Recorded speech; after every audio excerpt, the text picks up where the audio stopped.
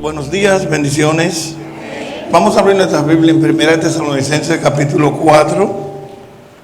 1 Tesalonicenses capítulo 4, 1 a 8.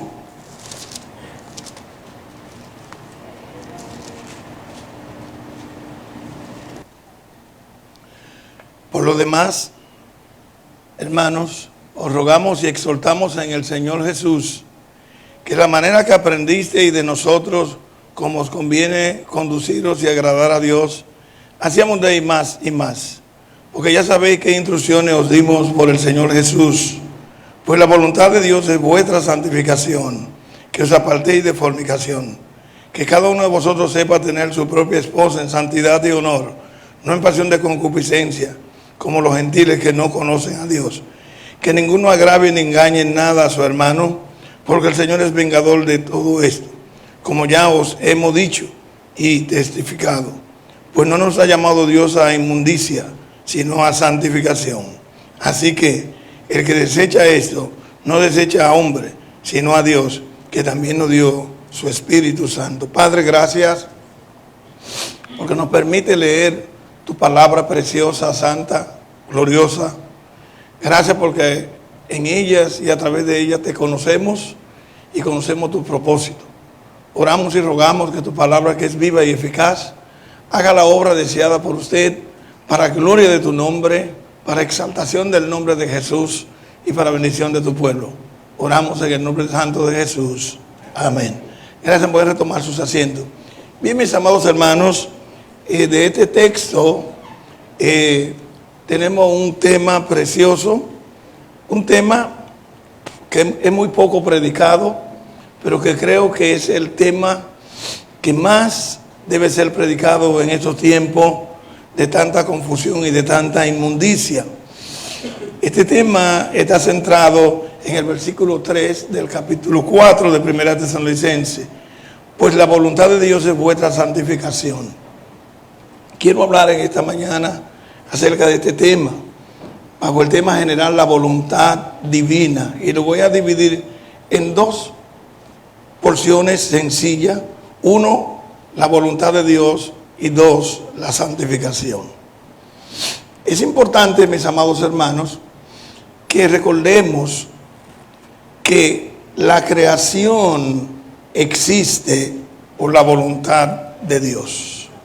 Y quiero que usted vaya conmigo al libro de Daniel, capítulo 4, y en este versículo encontramos el testimonio de un gran rey que tuvo que entender de una manera muy dura la voluntad de Dios. Y voy a tomar en esta mañana preciosa como ilustración a 4 hombres del Antiguo Testamento en relación a la voluntad de Dios, y uno en el Nuevo sobre la voluntad de Dios. Y veremos que el propósito de Dios en su soberanía está centrado en la voluntad de Él en sí mismo, en la voluntad de Él. En el capítulo 4 de Daniel, Nabucodonosor escribe su testimonio y él dice en el verso 35, todos los habitantes de la tierra son considerados como nada, y él hace según su voluntad en el ejército del cielo y en los habitantes de la tierra, y no hay quien detenga su mano y le diga qué hace. Este rey tuvo que entender de una manera muy dolorosa lo que era la voluntad de Dios.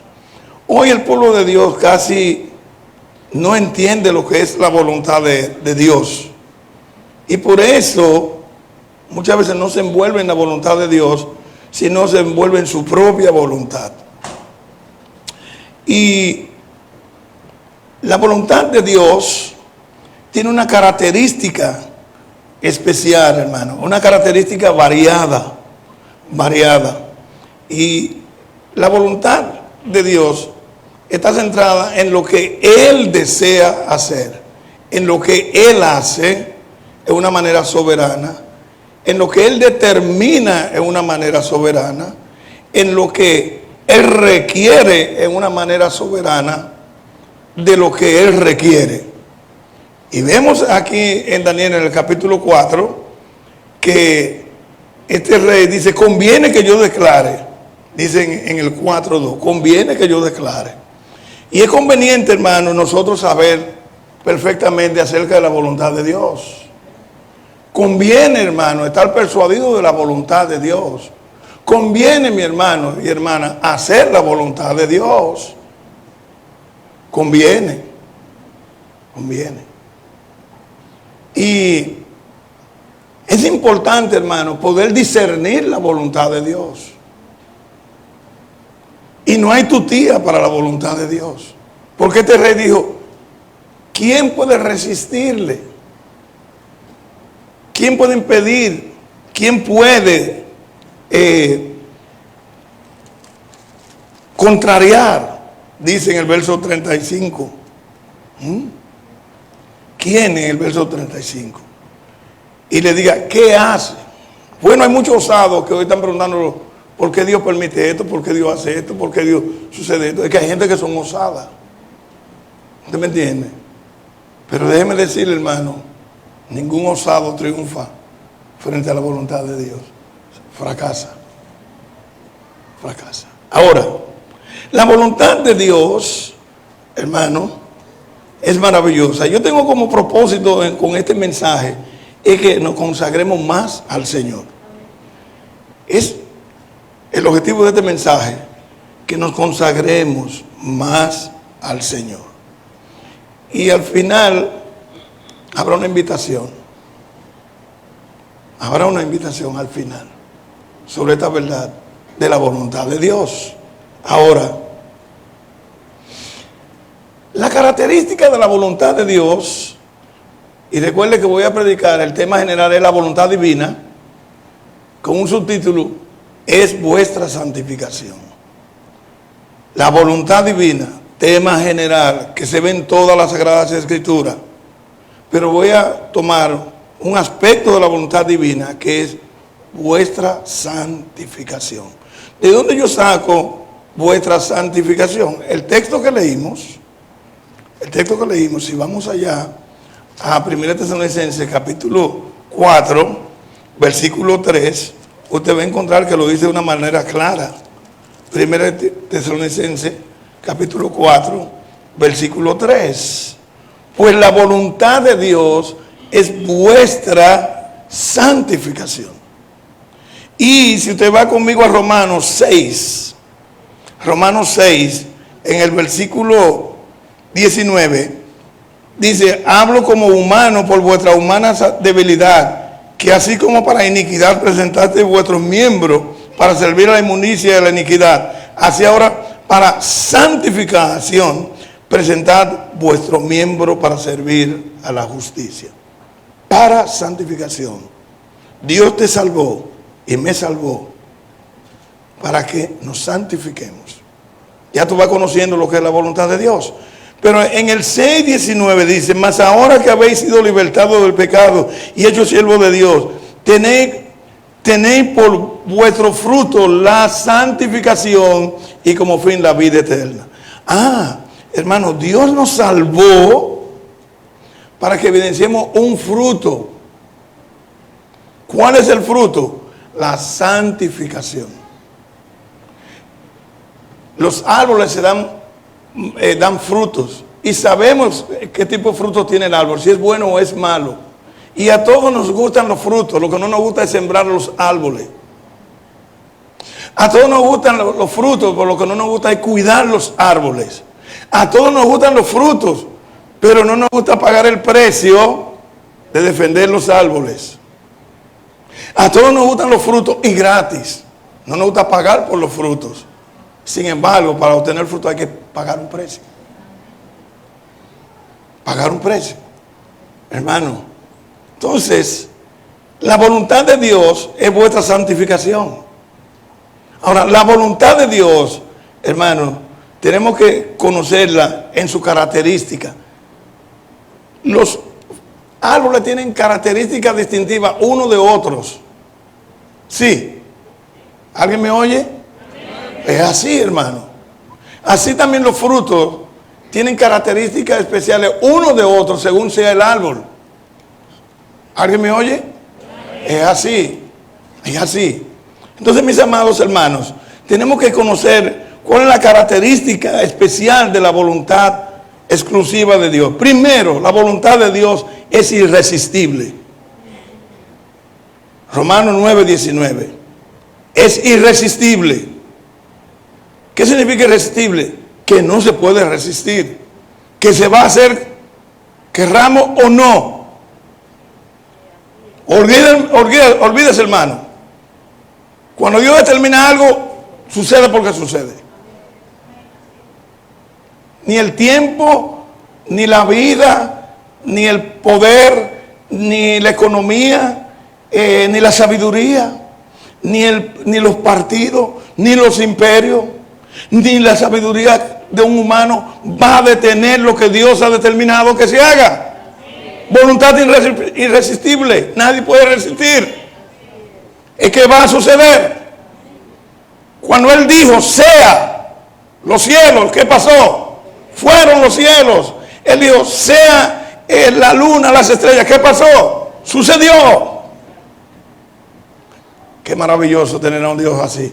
Voluntad irresistible, le doy cita para que usted lo lea porque tengo que aprovechar el tiempo porque ya me están adelantando el reloj. Romanos 9:19, es irresistible. Y aquí vemos la ilustración de ese gran rey, Nabucodonosor. ¿Qué tuvo que decir?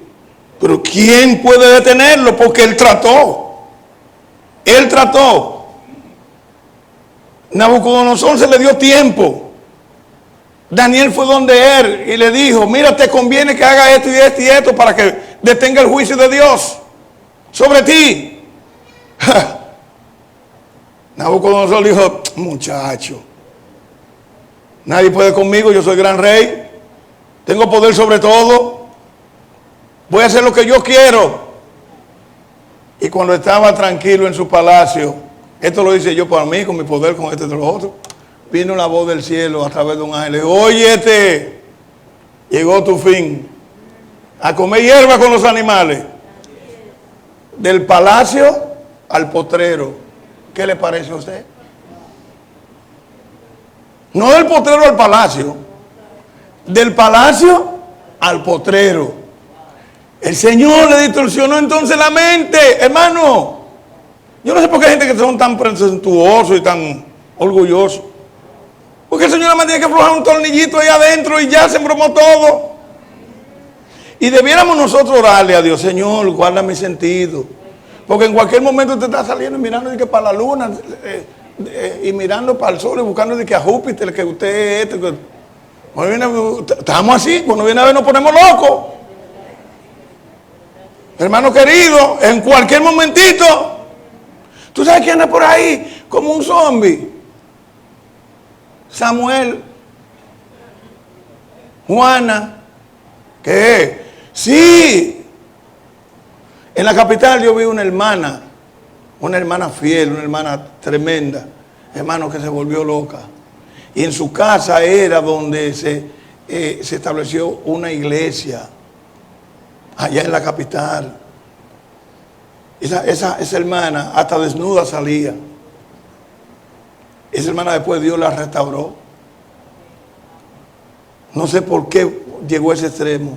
Pues así que deje su postín, hermana. Deja tu postín. Hermanito, deja tu postín. Porque hay hermanitos y hermanitas que se creen muy.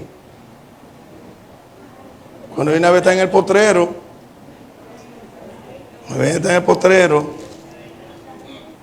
Hermano, la voluntad de Dios es misteriosa. Oiga bien, la voluntad de Dios es misteriosa. Efesios 1:9. Y cuando dice que es misteriosa, hermano, no está hablando de algo místico, está diciendo que mientras el hombre Dios no se la revela, para él es un misterio. Pero Dios, y lo muestra en la palabra de Dios, que para él no hay nada oculto, él conoce todas las cosas, pero él la encierra y nadie puede sondear qué es lo que Dios está tratando. Y por eso muchas veces, hermano, nosotros tenemos que ser cautos. Cuando vemos algo que está sucediendo con alguien, tenemos que ser cautos, porque hasta que Dios nos muestre qué es lo que Dios está tratando. Ese es el caso de Job. Ese es el caso de Job. Todo el mundo pensaba que Job había pecado. Job no había pecado, pero había una situación allá arriba. Después Dios desvela que Job era correcto, justo y era un creyente fiel. Entonces, hermano, hay veces que nosotros nos pasamos de la raya y empezamos a hablar y hablamos mucho de disparate. Entonces uno tiene que esperar que Dios muestre. Y la mejor manera para usted esperar, para saber cuando una cosa es de Dios, se llama el tiempo. El mejor aliado de la verdad es el tiempo. Esperemos y entonces Dios mostrará. La voluntad de Dios muchas veces es misteriosa en nuestras vidas. Usted mismo se pregunta, ¿qué es lo que me está pasando? Yo estoy orando, estoy haciendo esto, de esto y esto y esto, pero mira lo que me está pasando. Y usted no puede discernir. Y después entonces dice, ay Señor, gracias, porque entonces el Señor te da luz por su Espíritu. Ay Señor, gracias. Ahora entiendo. ¿No le ha pasado eso a usted? Sí, hermano, porque la voluntad de Dios es misteriosa. Es misteriosa.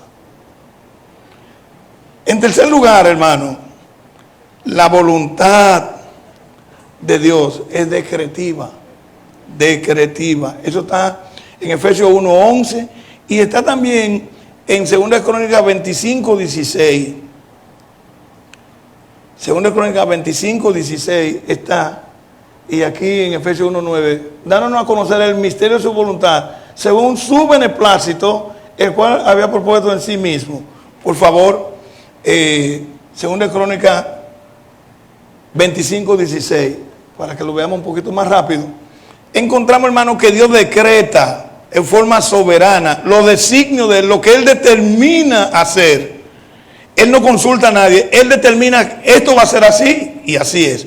¿Usted quiere saber si eso es verdad? Mírelo ahí. Y hablándole al profeta de estas cosas, él le respondió, te han puesto a ti por consejero del rey, déjate de eso, ¿por qué? ¿Por qué quieren que te maten? Y cuando terminó de hablar, el profeta dijo luego, ya sé que Dios ha decretado destruirte porque ha dicho esto y no obedeciste mi consejo. Sí, hermano, Dios decreta. Él decreta que cosas mal sucedan y que cosas buenas sucedan. Usted quiere ver un poquito más de eso, nada más tiene que ir a Isaías 45:7. Usted ve, Él crea la luz, crea las tinieblas, crea la adversidad, crea la paz. Él lo hace por decreto. Él determina que va a ser así. Mire, Él determinó que Jesucristo fuera a la cruz. Él determinó que Judas entregara a Jesucristo. Él determinó antes de que todo eso sucediera todos los detalles que iba a suceder con Jesucristo en su obra redentora en la cruz. Usted lo busca en el libro de los Hechos, capítulo 2, 35 y capítulo 4. Dice, por su determinado consejo, antes que todo sucediese, Él determinó que hombres perversos entregaran a Cristo. Y usted ve todos los detalles que sucede ahí alrededor de las últimas semanas de Cristo. Usted se va a dar cuenta que fue un plan predeterminado, decretado, ¿por quién? Por Dios. Eso tenía que suceder y sucedió tal como el Señor lo dijo. Un ejemplo, cuando fueron a quebrarle sus huesos, porque era una costumbre para celebrar la muerte, cuando llegaron allá, ¿qué pasó? Ya estaba muerto. ¿Por qué? Estaba escrito, estaba decretado que no podía quebrársele hueso al cuerpo de Jesús.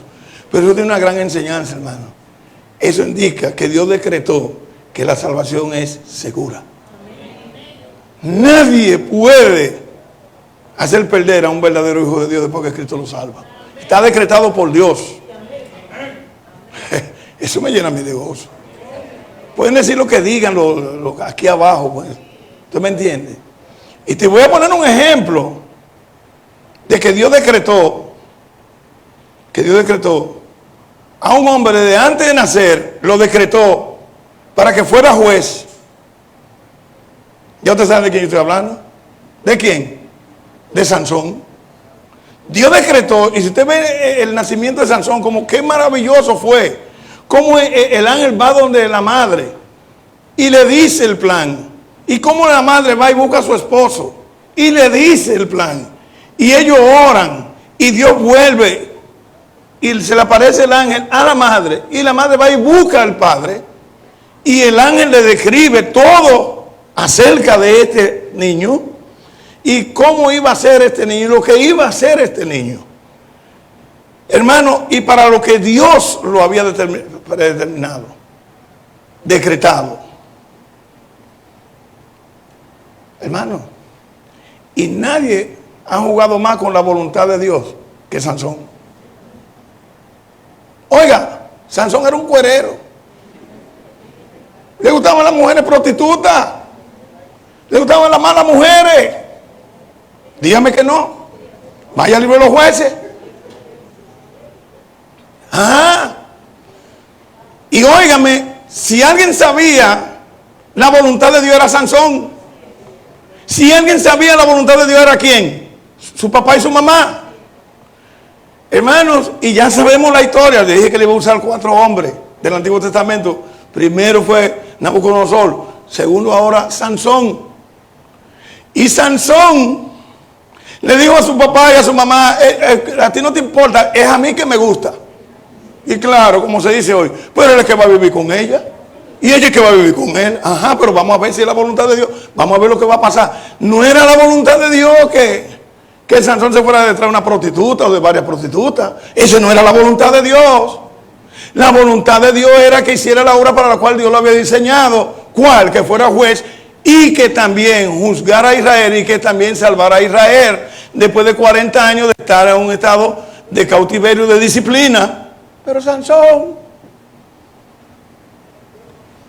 ignoró la voluntad de Dios y siguió su voluntad. Es que a mí me agrada, es que a mí me gusta, yo decidí.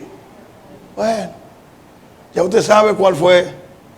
Sansón, hermano, terminó haciendo la voluntad de Dios.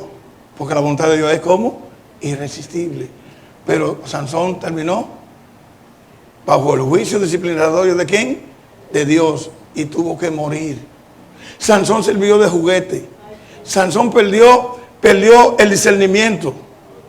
Porque cuando no se tiene en cuenta la voluntad de Dios, se pierde el discernimiento. Pero también se pierde el ministerio, hermano. Los ministerios se pierden cuando no andamos en la voluntad de Dios. Sepa eso.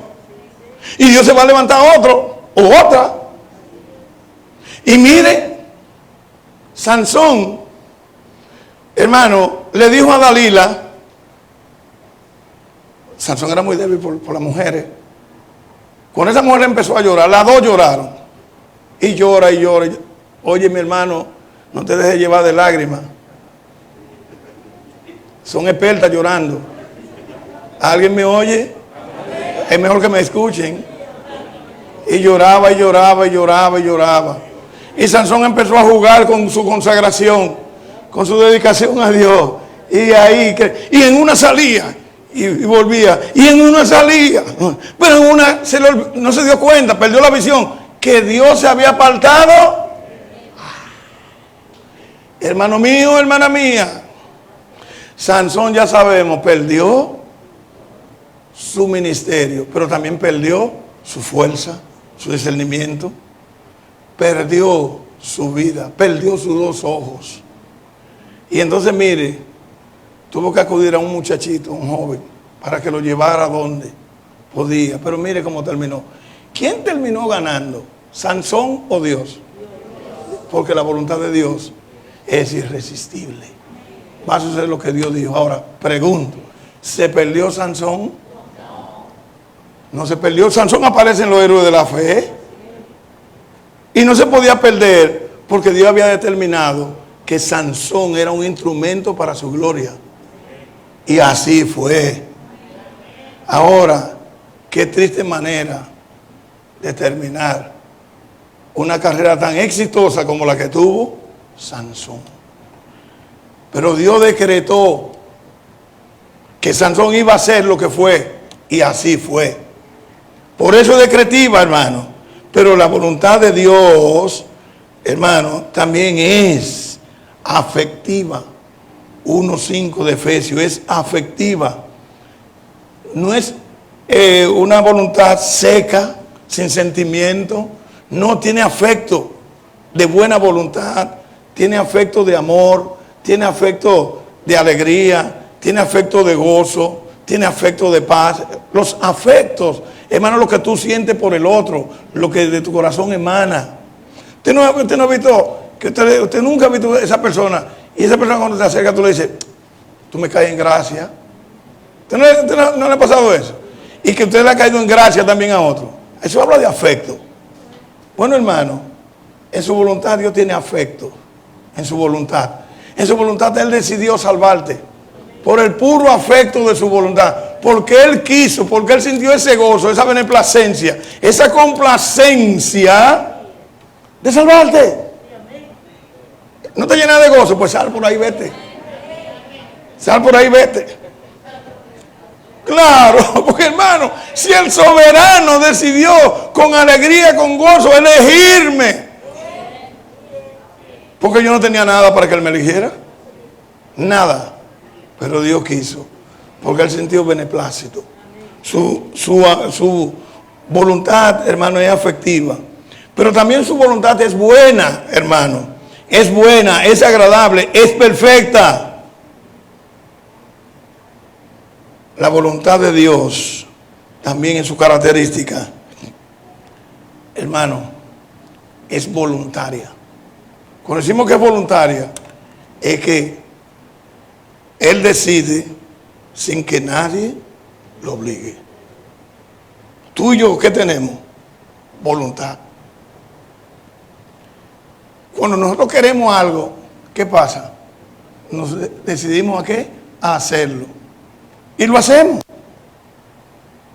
Entonces, viendo todo esto, hermano, de la voluntad de Dios, debemos entender que la voluntad de Dios también produce vida. La voluntad de Dios produce vida. Santiago 1:18 dice que Él por su voluntad nos hizo nacer. Él fue el que quiso darnos vida física y vida espiritual. Entonces la voluntad de Dios no produce muerte, produce vida. Por eso es una bendición, hermano, no resistir la voluntad de Dios. Eso fue lo que le pasó a Sansón. Eso fue lo que le pasó, ¿sabe también a quién? A ese gran rey, Nabucodonosor. Pero ¿sabe a quién le pasó también? Uno que resistió la voluntad de Dios. Y va a tomar otro ejemplo del Antiguo Testamento. El señor Jonás. Jonás recibe de Dios la dirección y el mandato: vete a Nínive. Y cuando Jonás oye la voluntad decretiva de Dios, bajo el designio soberano de Dios, ¿qué hizo Jonás? Todos sabemos. Compró un pasaje, preparó su equipaje, se montó en el barco y Dios lo dejó. Mire, Dios dejó que comprara el pasaje. Dios dejó que preparara el equipaje y Dios lo dejó que se subiera en el barco. Ajá. Ahora una pregunta: ¿sabía o no sabía Jonás la voluntad de Dios? ¿Sabía? Sí. ¿Y qué hizo Jonás? La desobedeció. ¿Y qué le trajo esa desobediencia? Muerte. Dios lo mató en el camino. Y lo resucitó en el camino. Y entonces tuvo que ir. Tuvo que ir. Entonces, hermano, la voluntad de Dios produce vida, pero el desafiar la voluntad de Dios produce muerte, produce sufrimiento, produce caída, produce bochorno, produce vergüenza.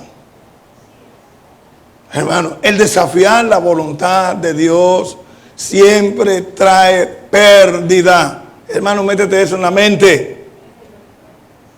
El hacer la voluntad de Dios, hermano, siempre te traerá vida, gozo, paz. Te traerá múltiple bendición.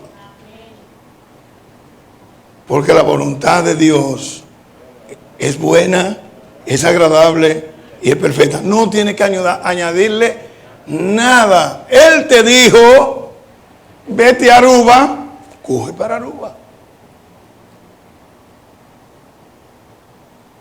Lo importante es que tú estés y yo estemos bajo la voluntad de Dios. Cuando tú estás bajo la voluntad de Dios, tú tienes todo el cielo sobre ti. Tú tienes toda la autoridad, tienes todo el poder del universo a tu favor. Cuando tú estás bajo la voluntad de Dios. Y cuando tú estás bajo la voluntad de Dios y te llega una situación, acude a Dios y dile: Señor, usted fue que me dijo esto y esto y esto y esto. Ayúdame con esta mujer. Ayúdame con este hombre que está loco. ¿Alguien me oye? Este hombre está desquiciado, Señor. Mira cómo entra y sale por ahí. Mira cómo entra y sale, mira cómo entra y sale. Mira, y tiene la cartera cerrada, no la quiere abrir. Y tú fuiste que me lo diste por esposo. Tú fuiste que me dijiste que lo aceptara. A poquito rato viene él. Dejo el mundo y sigo a Cristo, porque el mundo pasará con amor tan bendito, y aquí te entrego mi labra. Uy, ¿qué le pasó? Oh, pues tú oraste, tú apelaste a tu Dios, a aquel que te metió en ese asunto. Oh, sí. Por eso es bueno. ¿A usted le pasó? Ah, a usted le pasó, ¿verdad? Bueno, qué bueno que hay aquí una testigo fiel, una testigo no de Jehová, sino de Cristo. Qué bueno. Bueno, déjeme decirle, ya sabemos lo que le pasó a Jonás. Ya le pasó a Jonás. Pero hermano, la voluntad de Dios, que produce vida, que produce también castigo. Ahora le voy a llevar a otro hombre. Hermano, si usted lee el libro de Números, capítulo 20, versículos 7 a 12, y Deuteronomio 32, 49 al 51, usted va a encontrar a dos hombres, siervos de Dios. Uno se llamaba Aarón y otro se llamaba Moisés. Estos dos siervos de Dios, Dios le dijo claramente: ve delante de la congregación y háblale a la peña. ¿Y la peña brotará qué? Agua. Y Moisés estaba Caribe y Aarón fueron y se presentaron delante del pueblo. Ahí están. Y usted sabe la historia. Pero ¿qué dice la palabra de Dios cuando Moisés y Aarón cogieron la vara y golpearon la peña con su... Os haremos salir agua, pueblo rebelde? Agua brotó. Pero esa agua sí le costó caro a Moisés y a Aarón. Le costó la vida. Le costó la cesación de su ministerio, hermano. Y oiga, dice en Hebreos capítulo 3 que Moisés fue fiel en toda la casa de Dios. Fue fiel. Pero hubo un momento que desafiaron la voluntad conocida y soberana. Y Dios le dijo: por cuanto no me glorificaste, por cuanto no me obedeciste, porque la voluntad de Dios tiene que ser obedecida. Y estrictamente como Dios lo determina. Dice: no entrarán a la tierra prometida. Y no me hable más de ese asunto. Es para el cielo que ustedes van. ¿Y qué pasó, hermano? ¿Qué pasó? Entonces hemos visto Babilonia, Nabucodonosor. Hemos visto Sansón con todo su poder. Hemos visto ¿a quién? Jonás. Y hemos visto a Moisés y a Aarón. 5 personas desafiaron la voluntad de Dios y Dios disciplinó, Dios actuó. Ahora, hermano, en el Nuevo Testamento hay un personaje que le trajeron comida y le dijeron: come. come. Y él dijo, mi comida es que haga la voluntad de mi Padre. ¿Quién fue ese? Gloria a Dios, porque Jesús tenía como centralidad de su vida la voluntad perfecta del Padre. Y recuerde que cuando Cristo oró en Getsemaní, Él no oró para no hacer la voluntad de Dios, Él oró para hacer la voluntad de Dios. No se haga mi voluntad, sino la tuya, porque la voluntad del Padre estaba en el centro del corazón del Señor Jesucristo. Y debemos darle gloria a Dios y gracias a Dios, que por esa voluntad de Cristo, todos los que estamos aquí salvos, es que hemos alcanzado salvación. Amén. Porque la obedeció de manera perfecta y gozosa. Amén. Ahora, hermano, si todo eso es verdad, yo creo que es verdad. Te voy a decir que el pasaje central que está ahí, en 1 Tesalonicenses 4:3, dice que la voluntad de Dios es nuestra ¿qué? Santificación. ¿Sabe lo que significa santificación, hermano? Apartarse y dedicarse en consagración a Dios. O sea, Dios salva para separar a lo que Él salva, para que lo que Él salva se dediquen a Él, se acerquen a Él, se envuelvan en Él, pero que se alejen del sistema en el cual estaba enclavizado esa persona. Ese es el primer propósito en la tierra de la voluntad de Dios. Salvar para que esa persona salvada se consagre, se dedique más y más a Dios. Pero la voluntad de Dios también, hermano, es que sea un fruto. Un fruto. O sea, el fruto nunca es para el árbol. El fruto es para otro que están cerca del árbol.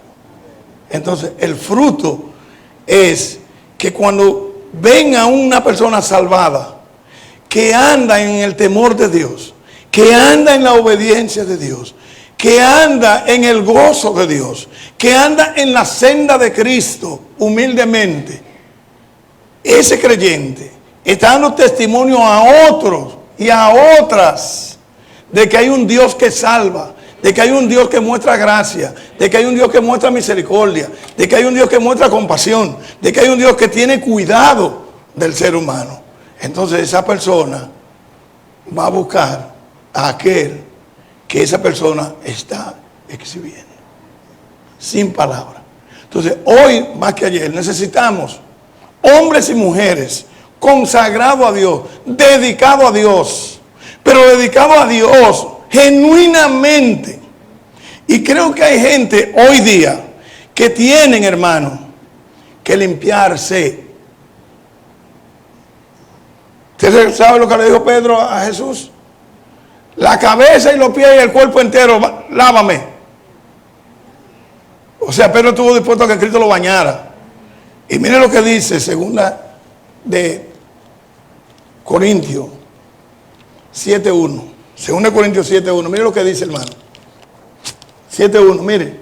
Así que, amados, puesto que tenemos tales promesas, limpiémonos de toda contaminación de carne y de espíritu, perfeccionando la santidad en el temor de Dios, hermano. Esa palabra limpiémonos, que significa bañémonos. Yo creo que hay muchas iglesias hoy día, incluyendo esta, que tienen que bañarse desde la cabeza hasta los pies. Bañarse, darse un baño de Dios. Y ese baño de Dios tiene que empezar por los sentidos. Mensaje viene, mensaje van y seguimos iguales. Poca consagración. Mire, es penoso que 6 personas, 5 más 1, 6, vinieran a un estudio de estructura. 6 varones y una dama. Despreciamos la comida, despreciamos las enseñanzas, despreciamos la oración, Depreciamos, hermano, la confraternidad como iglesia. Mensajes vienen, mensajes van sobre esto, hermano. Pero el sistema del mundo tiene cautiva nuestra mente, tiene cautiva nuestra sensibilidad, nuestras almas, tiene cautiva nuestras voluntades. No importa lo que se diga, no importa lo que se enseñe. Y estamos en un tiempo muy peligroso. Hermano, hay gente hoy día, y ustedes saben, que de allá, mira dónde están. No voy a mencionar porque esto lo ve todo el mundo por ahí. ¿Usted recuerda de uno que fue del palacio al potrero? ¿Qué está pasando hoy? ¿Está bien? Siga desafiando la voluntad de Dios. Por eso, hermano, debemos ponernos de pie en esta hora. Vamos a ponernos sobre nuestros pies. Y hay una invitación a limpiarse. Hermano, yo no sé en qué área tú tienes que limpiarte. No sé en qué área tú tienes que limpiarte. Date un bañito de Dios. No sé en qué. Pero yo puse en mi corazón, Silvano, a una invitación. Y hermano, en este momento, yo te invito, pasa aquí para que oremos. Si Dios te habló esta mañana, pasa aquí para que oremos. Que yo también voy a orar. Pasa aquí. Hay áreas en tu vida que tú tienes, hermano, que consagrarla a Dios, hermano. Hay áreas, no te sigue engañando. Acuérdate de Nabucodonosor, resistió. Acuérdate de Jonás, resistió. Acuérdate, hermano, de Aarón. Acuérdate de Moisés. Acuérdate, hermano. Esto es para humilde. Hay muchos que dicen, no, yo estoy bien. Pues está bien. ¿Y cómo está tu consagración? ¿Estás leyendo todos los días las Escrituras? ¿Estás meditando todos los días las Escrituras? ¿Estás todos los días en obediencia a las Escrituras? Hermano mío, tú necesitas urgentemente consagrar tu vida al Señor. Y cuando hacemos esto, hermano, es para que tú rompas con la inercia en lo que tú estás, hermano mío. Hay áreas en mi vida que yo he tenido que renunciar y que cada día tengo una batalla. Hermano, tenemos batallas espirituales. Hay que renunciar, hermano. Tenemos que renunciar al sistema mundano. Tenemos que limpiarnos para podernos acercarnos a ese Dios santo, como Dios le dijo a Moisés. Moisés, quita de tus pies el calzado. Oh, hermano, tú estás practicando algunas cosas que no son agradables a Dios, como yo lo he hecho también. Esto es para todo, hermano. Da el paso a la consagración y te aconsejo, hermano, que si estás consagrado, acércate más, conságrate más. Qué bueno. Hoy Dios quiere una iglesia consagrada. Hoy Dios quiere una iglesia consagrada a su palabra. No quiere una iglesia consagrada a la política, ni a los partidos políticos, ni a la religiosidad, ni a la mundanalidad. Dios quiere una iglesia y unos creyentes santos que cada día crezcamos y perfeccionemos y maduremos y hagamos más eficacia la evidencia de nuestra salvación. Oh, mi amado hermano, tenemos que hacer la voluntad de Dios. Y la voluntad de Dios es maravillosa. Si no lo hacemos de buena voluntad, vendrá sobre nosotros la irresistible voluntad de Dios, como lo hizo con Sansón, como lo hizo también, hermano, con Aarón, como lo hizo también con el rebelde Jonás, que Jonás no quería que las almas se salvaran. Por eso dice él, por eso me fui. Hay muchos creyentes que no quieren que las almas se salven hoy día, con los malos testimonios que están viviendo. Hermano, y tú no estás aquí adelante para que yo te vea. No, es para que en tu corazón tú rompas con algunas cosas que tú sabes que estás practicando por años, siendo un creyente. Jonás era creyente, Sansón era creyente. Moisés era creyente, Aarón era creyente. Y siempre la voluntad de Dios ha sido la consagración. Y qué bueno es, hermano, cuando nos consagramos a Dios. Cuánta paz, cuánta alegría cuando vivimos una vida en íntima comunión con ese Dios bendito y soberano, teniendo el cielo a nuestro favor. La voluntad divina, hermano, produce permanencia.